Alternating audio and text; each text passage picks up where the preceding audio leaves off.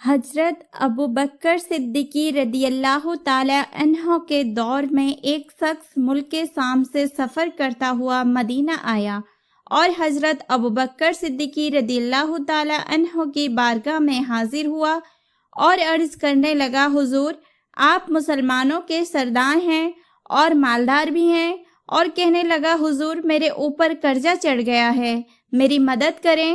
اس کے بعد حضرت ابو بکر صدیق رضی اللہ تعالی عنہ اس شخص کو اپنے گھر لے کر گئے۔ وہ شخص کہتا ہے کہ باہر سے دروازہ بہت خوبصورت تھا، لیکن گھر کے اندر ایک چارپائی بھی نہیں تھی۔ کھجور کے درخت کی ایک چٹائی بچھی ہوئی تھی اور وہ بھی پھٹی ہوئی۔ اس کے بعد حضرت ابو بکر صدیقی رضی اللہ تعالی عنہ نے اس شخص کو چٹائی پر بٹھایا اور اس شخص سے کہنے لگے، میں تمہیں ایک عجیب بات بتاؤں؟ وہ شخص بولا، جی بتائیے۔ حضرت ابو بکر صدیقی رضی اللہ تعالی عنہ نے کہا، 3 دن سے میں نے ایک اناج کا دانہ نہیں کھایا ہے، میں کچھ کھجور کھا کر گزارا کر رہا ہوں۔ وہ شخص کہنے لگا، حضور میں اب کیا کروں؟ میں بہت دور سے امید لگا کر آیا ہوں۔ اس کے بعد آپ نے اس شخص سے کہا، تم عثمان غنی رضی اللہ تعالی عنہ کے پاس چلے جاؤ۔ اس شخص نے کہا، مجھے تو بہت سارے پیسے چاہیے۔ اس کے بعد حضرت ابو بکر صدیقی رضی اللہ تعالی عنہ نے اس شخص سے کہا، تمہاری سوچ وہاں ختم ہوتی ہے جہاں سے عثمان غنی کی سخاوت شروع ہوتی ہے۔ اس کے بعد آپ نے کہا، تم جاؤ ان کے پاس، وہ ضرور تمہاری مدد کریں گے۔ وہ شخص بولا، کیا میں وہاں آپ کا نام لوں کہ مجھے امیر المومنین نے بھیجا ہے؟ آپ نے فرمایا، صرف اتنا بتانا کہ میں قرض دار ہوں اور رسول اللہ صلی اللہ علیہ وسلم کا نوکر ہوں۔ وہ شخص بولا کہ وہ ثبوت مانگیں گے۔ آپ نے کہا، عثمان مدد کرتے وقت دلیل یا ثبوت نہیں مانگا کرتے۔ عثمان اللہ کی راہ میں دیتے ہوئے پوچھ تاچھ نہیں کرتے، اور سخاوت کرتے وقت ٹٹولنا عثمان کی عادت نہیں۔ پھر وہ شخص وہاں سے پوچھتے پوچھتے حضرت عثمان غنی رضی اللہ تعالی عنہ کے دروازے پر پہنچ گیا، اور دروازے پر دستک دی۔ حضرت عثمان غنی رضی اللہ تعالی عنہ کی اندر سے بولنے کی آواز آ رہی تھی۔ وہ اپنے بچوں کو ڈانٹ رہے تھے کہ تم لوگ دودھ کے اندر شہد ملا کر پیتے ہو، خرچہ تھوڑا کم کیا کرو، اتنا خرچہ کرنے کی ضرورت نہیں، دودھ میٹھا، شہد بھی میٹھا، تم کوئی بیمار تھوڑی ہو۔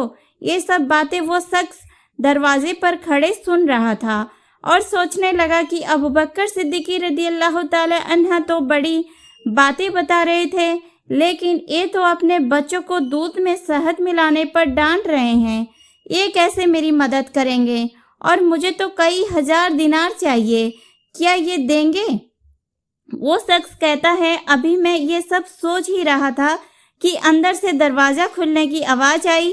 وہ باہر آئے اور میں نے سلام کیا، انہوں نے سلام کا جواب دیا اور وہ سمجھ گئے کہ مومن ہوں۔ وہ مجھ سے کہنے لگے، معاف کرنا، بچوں کو سمجھا رہا تھا اس لیے آنے میں دیر ہو گئی۔ اس کے بعد حضرت عثمان غنی رضی اللہ تعالی عنہ نے اس شخص کو گھر کے اندر بٹھایا، اور اس کے بعد اس شخص کے سامنے جو سب سے پہلی چیز پیش کی گئی وہ دودھ میں شہد ڈال کر دیا گیا، اور پھر کھجور کا حلوہ پیش کیا گیا۔ وہ شخص کہتا ہے کہ میں سوچنے لگا کہ یہ کیا ماجرا ہے، ابھی تو گھر والوں کو ڈانٹ رہے تھے کہ ایک چیز استعمال کیا کرو، اور میرے سامنے 3 چیزیں پیش کر دی ہیں، لیکن ابھی بھی اس شخص کے دل میں شک تھا کہ میری ضرورت تو بہت زیادہ ہے، پتہ نہیں یہ میری مدد کریں گے یا نہیں۔ وہ شخص کہتا ہے کہ مہمان نوازی کے بعد حضرت عثمان غنی رضی اللہ تعالی عنہ نے پوچھا کہ بتاؤ کیسے آنا ہوا؟ وہ شخص بولا کہ میں مسلمان ہوں اور ملک شام کا رہنے والا ہوں، اور کچھ کاروباری مشکلات کی وجہ سے قرض دار ہو گیا ہوں، مجھے کچھ پیسوں کی ضرورت ہے۔ وہ شخص کہتا ہے کہ میں نے کچھ پیسے کہا تو انہوں نے ایک آواز دی تو ایک غلام ایک اونٹ پر سامان لدا ہوا لے کر حاضر ہوا۔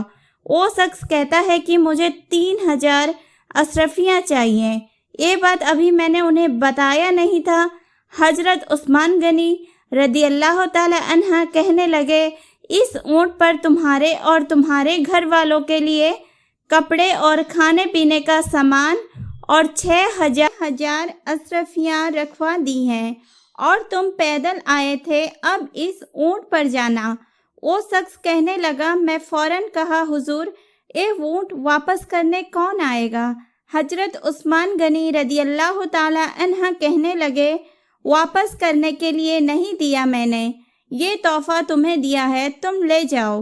वो शख्स कहता है कि मैं कहाँ से चला था ढूंढता हुआ और फिर मदीने में आया, और जब मदीने में आया तो अल्लाह ने मुझे मेरी उम्मीद से ज़्यादा अता कर दिया।